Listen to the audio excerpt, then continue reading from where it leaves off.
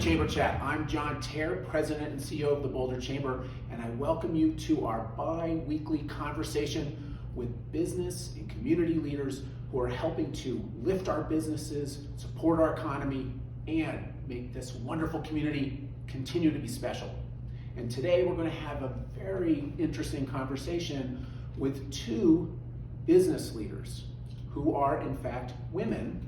And why? Because we are celebrating Women's History Month this month, and we want to have a conversation with a couple of business leaders who are women and just talking about some of the challenges and opportunities that they've experienced in their careers. And so we're going to have Amy Long, who is the owner of Nothing Bundt Cake, and we're going to have Catherine Allegra, who is the head of IHS Market with S&P Global. Did I get that right?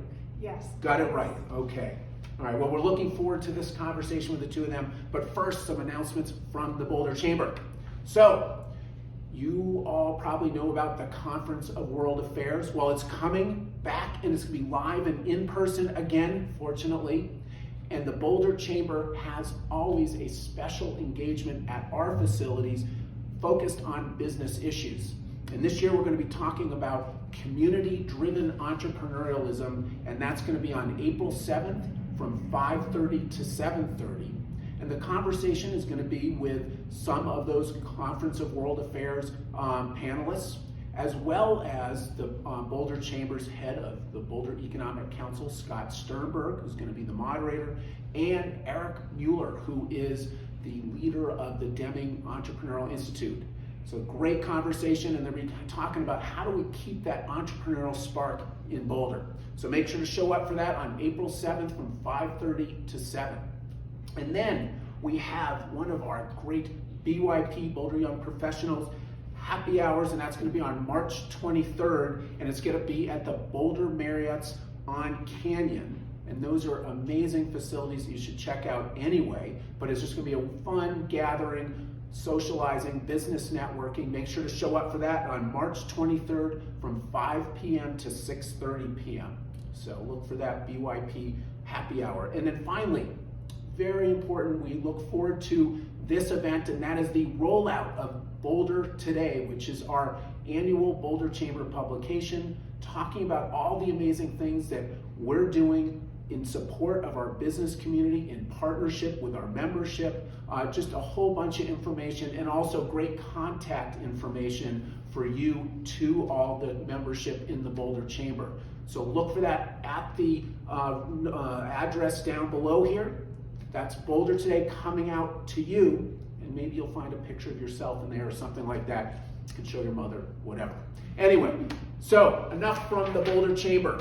Okay, now I get to have my conversation with Catherine and Amy, and I will just say this, it is, as I said, Women's History Month, and that is our opportunity, as it says in Wikipedia, that esteemed source, that it is an opportunity to celebrate and honor the role of women in history. But obviously at the Boulder Chamber, we're very focused on the role of business women leaders in shaping our economy.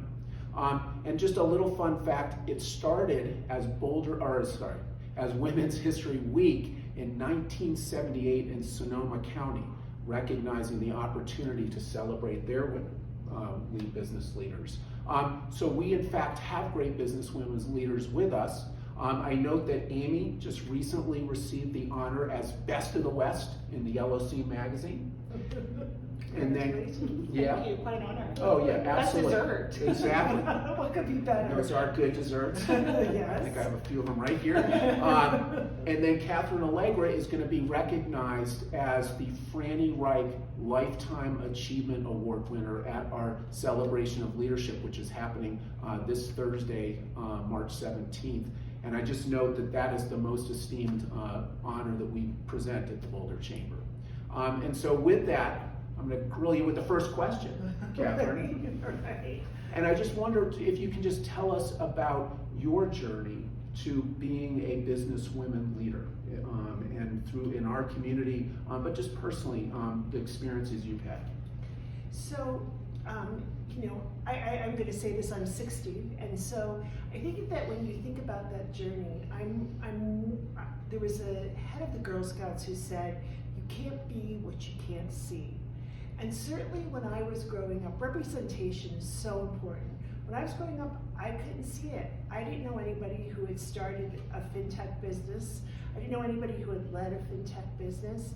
And so I think for me, all along the way, I was looking for signs that this was a possibility, right? And so, and they weren't there. On pre-Title IX, if I wanted to play sports, had to play on the boys' teams, right? There were no girls' teams, right?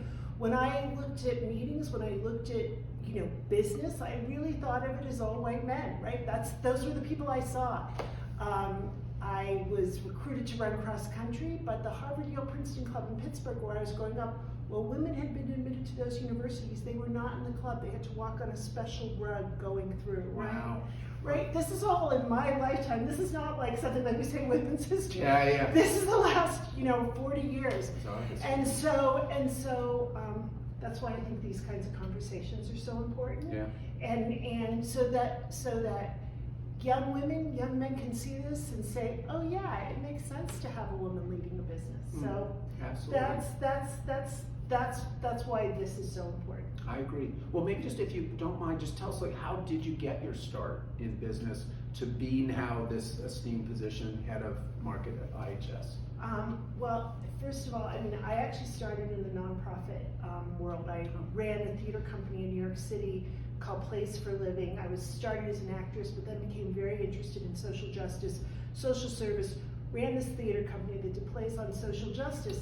And I think one of the things about nonprofits is because they are under-resourced, you get to learn to do everything. You have to do the sales. It's also like being an entrepreneur. You have to do the bookkeeping. There's every piece of this was something I know what you're talking about. Do you know, John? So you learn a lot of skills, and I was in my 20s. And then, myself, my husband, 2 other guys were interested in starting a company, and back then technology was the Wild West, but you didn't have to have a degree, you didn't have to think about that because we were all learning together, right? And I find when there are moments of disruption, there's more opportunity for women, and because the rules aren't there in the same way of what needs to happen, right? Yeah. And so I could be part of that conversation. So I think that I always talk about technology being the Wild West in the 1990s, right? Because there weren't a lot of rules, and that's always an opportunity for us. Yeah. And I know a lot of women who got their start in technology in the 1990s, also in self-directed investing, which is really our heritage. And I really believe that's because there wasn't an idea of what it could be, so we could make it what we needed to be. I know you're making your own rules, even today. Even today. I love it. Well, let's talk and hear from Amy. Just maybe tell us about your journey to becoming a businesswoman leader. Yes, I definitely grew up in humble beginnings. I was 15 years old when I was brought into the family business. Right here in Boulder. I kind of remember. You kind of remember those days, yes. Yeah. So in the early 90s, my parents, migrated from California to Colorado and was looking for opportunities. And so I started working for the family business, as any family business would, get everybody involved, kids, grandma, children, everyone. And so I was in the front of the house, and that's where I learned, how to operate a business. Yeah. And we started in the restaurant industry, and then it grew to hospitality. Sure. And the opportunities that were given to me were when we wanted to expand our family business. What I appreciate about that is when you're an entrepreneur and you have ideas, you can make those a reality. Sure. So at a very young age, I was given responsibilities and opportunities where I could be creative and think about what I want to do and how to grow my family business. And so then from there, humble beginnings, that's where I learned how to be a young entrepreneur at a very young age. I love it. And just for the record, when Amy was starting her business journey, I was one of her patrons. You were one of the best customers. You really were. Well, let me ask you, so just thinking now, Women's History Month, what sort of barriers have you faced in your entrepreneur or business journey, and maybe in particular any that you may have attributed to being a woman? Sure. You know, like Catherine, we talk about our age, and I think experience comes with time. You know, you were in the industry for, you said, almost 30 years. Because I was put in a position at such a young age, I have over 25 years of experience in how to run a business. And so it took all these years to learn all the challenges and adversity that's brought upon you. But what I've learned along the way is whatever opportunity is thrown at you, and I think as entrepreneurs, as leaders, we're always looking for solutions. We're always looking to solve a problem. How do we better serve our community? How do we better make our business a better, place? And so with that said, that helped me become who I am today, to understand what the needs are, to understand what the services that we're providing, and how we could how we could elevate that to the next level. Yeah, I gotcha. Well, let me ask you this. I mean, so you talk about just learning and youthfulness, and then maturing into understanding. Catherine, just for yourself, it's in the tech world, traditionally male dominated. I think we all can relate to that. How did you see barriers in your development of business leadership, and did you attribute any of them, would you say, to being a woman, and then how did you overcome that? I think that, going back to what Amy said, I think what you can see with both of us is that we're starting in places where if we work hard and we do a good job, because technology was not technology when I started, right? Like, we were building some of the first websites, screeners, alerts, all of those things. In her case, she can start, and if she works hard and does a good job, those barriers, they're not as hard as they are, for example, for a woman banker, right? Because I mentor a lot of different women, and if you look at who has the power in many of those organizations, right? You can see there aren't very many women. Again, going back to representation, right? Our government, like, there's so many places, right? So I mean, I know that there were barriers there. I mean, but the reality is like Amy too, I was working in a family business, right? I was working also with my husband, also with my brother, and they help to protect you in that way, right? Like, it's a very different thing. And I think sometimes when people look at me and say, oh my goodness, you're in fintech, you are, an executive. I even say this when I mentor in the larger company that we're part of. I had a very different beginning, and you actually see that. Like, the women who are often successful have had either family around them to support them, or been in an industry that is not the same way. But I know and see even now, there are stories that women share about working in fintech or finance. I was talking to a saleswoman who said that she had said that she wanted to improve her speaking skills and language, right? And the man who was hearing her said, well, you'd be better off spending your money on plastic surgery, right?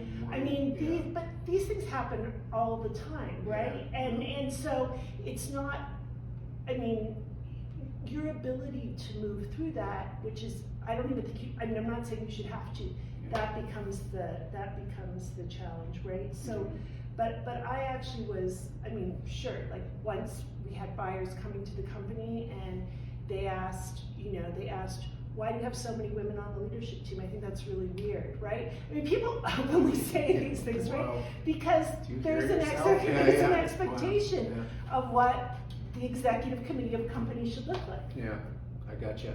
Well, you actually, interestingly touched on an issue I want to ask you about, and you mentioned family and your husband support. What has inspired you in your journey?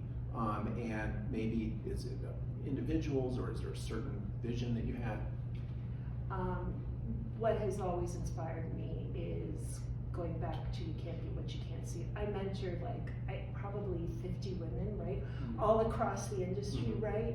Because I really believe that, when you look at someone and you're 22 years old and you say, how does this work, right?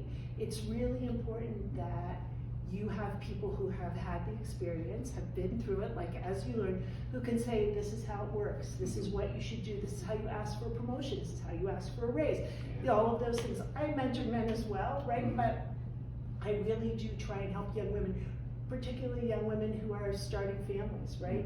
That moment where you have the second child and you come back to work is a very difficult one. I don't know anybody who doesn't, right? Like, so getting a cup of tea and talking and saying, this is something you can do is actually something I think about a lot. So what inspires me is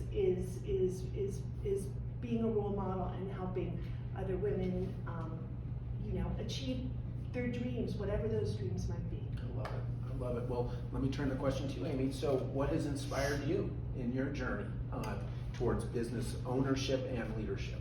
What's inspired me is women like Catherine. Oh, that's so good. You're not just saying because she's here. I'm not just saying that, but Okay. given that she's given the Lifetime Achievement Award, I think I Sure can say deserves that. Sure. But for me, along the journey, we have mentors. We have women that want to empower another woman or each other. Yeah. That's where the inspiration comes from, because I'll be 43 this year. So that's my age, since you said your age. Sorry. And so through the journey, You notice that I've kept my mouth shut anytime you guys mention ages, right? Okay. we'll save that for another conversation. Exactly. But along the way, I've had so many people that has inspired me.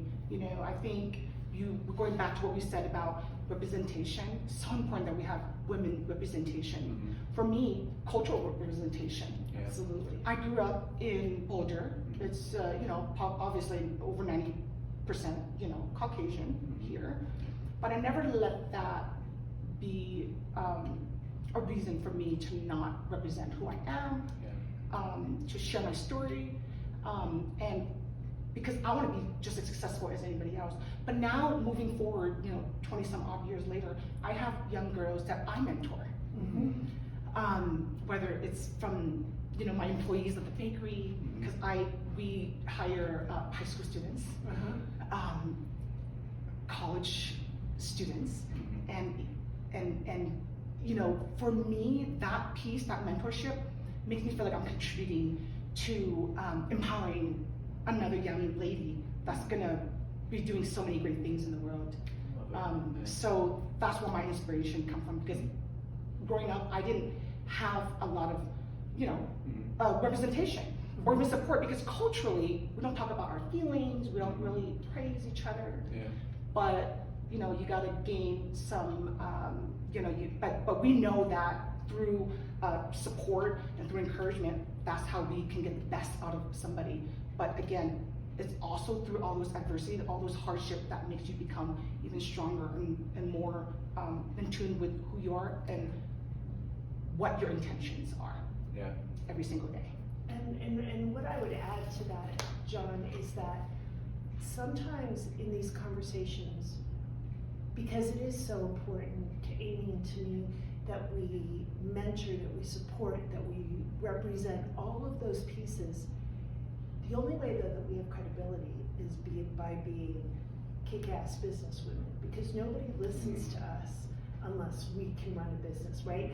Even though all of those other pieces are important, it's also really important that the business is successful, or I don't have the credibility to listen to that. Like, I do feel a certain degree of pressure in running a business or opportunity, in that if there aren't a lot of women running P&Ls, if there aren't a lot of women running fintech businesses, then if I fail, that means another woman is not going to be given a chance, because there's so few. I think that's true for women, for underrepresented minorities. I think for all of them there is an additional pressure. There's also the additional pressure that you have a much heavier lift, because you're mentoring and representing for everyone. If 50% of the women leadership were women, you could share that work. Sure. Instead, every single woman in an organization is coming to you, or feels they should come to you for help, because because there aren't a lot. Yeah. And that is a whole other lift besides running your business that you do as a woman, Yeah. because, or an underrepresented minority, because there aren't enough of us. Yeah, it's an additional level of pressure and responsibility to Absolutely. be the model for these folks that you want to help lift and support and encourage. Yeah. Well, and you may agree with this. It's also the women around us as we're growing and learning, building our own brand and building who we are as a person, both professionally and personally. It's the women around us that we see, that give us so much strength and support. You know, for me, it's well, I want to start with my mom, right? Yeah. And my sister Pauline, who is my business partner. Mm-hmm. She's not behind the scene, but we Yeah. call her undercover boss. Cool. I love that. I love that. That's cool. But she always, you know, you have to have these supportive, not just business partners, but supportive business women, business leaders alongside you to give you those advice, you know. Yeah. And along the way, even for myself, I have a few mentors myself. Yes, Don't you? I do. I appreciate the mentorship. I need it just as much as the young girls need it from us. Yeah. And so if I don't have an answer for something, I can always ask. Yeah. Yeah, and find the right answers. Well, I have to say, you both have touched on mentorship and the Mhm. inspiration you get from other business women leaders. So what is that advice, and you know, it doesn't have to be one thing, it could be multiple things, that you would give to aspiring business women leaders for the future, for their future? Sure. You know, I think a lot of questions that, a question that I get asked all the time is, how do you do it, Amy? How do you do it all? Because you seem like you're everywhere and you do so much. Yeah. And so, like you, I know you're really involved with a lot of nonprofits, which I appreciate, and I think that's one thing we have in common. That's why I'm so inspired by you. Is that you can have it all, but just not all at the same time. Don't you agree with that? I completely agree. And the part of that advice, and actually right now, I'm not as involved with nonprofits as I was at another stage in my life, and part of that is because you have to choose at different stages of your life. The other thing too is, I was talking at Harvard Business School in a women technology panel to the women students, and one of the things that I thought was the most important thing I said was about perfection, being perfection, right? I said that, like, when you're working, and when I had 3 small children, not only, I said, you know, because they always use baking cookies as a metaphor, right? Like, are you bringing cookies to the school, right? And so I said, not only are you not going to be able to bake them yourself, you're going to have to pick them up, you're going to arrive late, and it's okay. You are the one who feels bad, right? Your children don't care. Right. Nobody cares. And that, you know, these women were such high-achieving women in the room, but you could see that if every aspect of your life has to be perfect, right? Then there is just no way you can succeed, because I do think that we have a level of perfectionism in our friendships, in what we, you know, in our children, in our parents, in all aspects of our lives. And it's not that you can't have it all at the same time, but you have to be okay with not doing certain things. Right. I'm so glad you brought that up. And not judge yourself hard. And there was a woman professor after I got done who came over and started crying, and she had a new baby, and her husband was doing a fellowship at Stanford, and she just said to me, "Thank you so much. I don't know how to do this, right? I don't know how to get through." But the other thing too that I said to her, and I would say this to anyone, and it's not always children, it can be an adult parent who's sick, it can be your own health, it can be so many different things. But with all of that is, things do change, and I think giving your space too to kind of move through that, right? Your children get older, right? Like, your people get better, right? All of those things, and I think there are so many times where we feel so overwhelmed that we feel that we can't do it, but if we do it less perfectly, it's all okay, and the only person who's judging us is us. Wow. I so appreciate that. We could not end this segment without talking about being a woman, but being a partner, Yes. being a mother, being a sister, being a friend, Yeah. being a granddaughter. We have all these responsibilities, whether it's family responsibilities or social responsibilities. But I agree with you. we have to just take it with grace and with grace and a lot of empathy. And again, when our friends and women around us, they're not sure, we want to be there to support because we've been through it. Right. And so we can empathize with that. Yeah. And support one another. And again, it's about uplifting and empowering one another.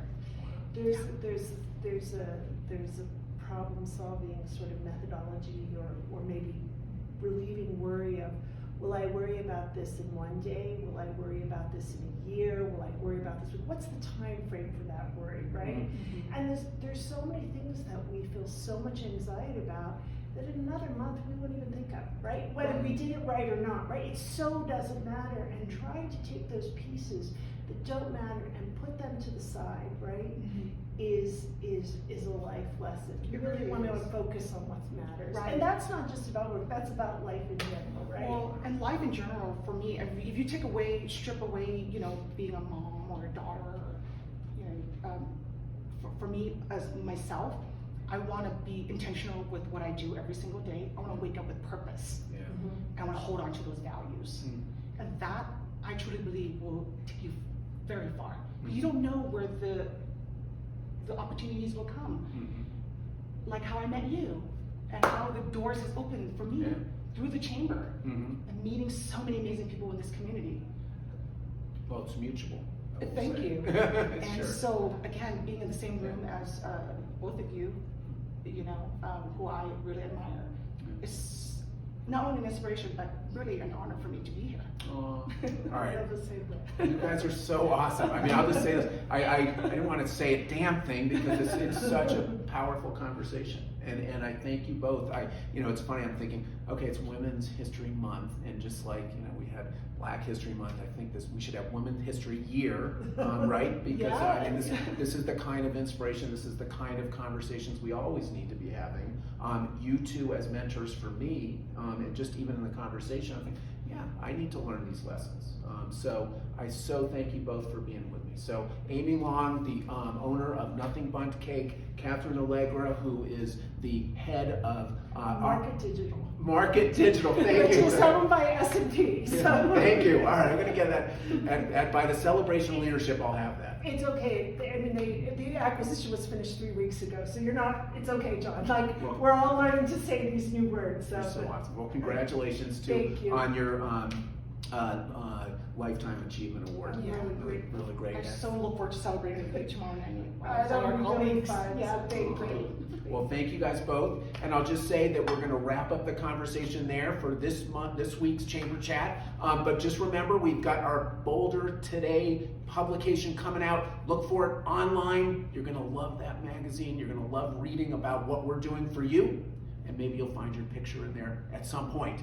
All right, and so we'll see you next time on Chamber Chat. Thank you.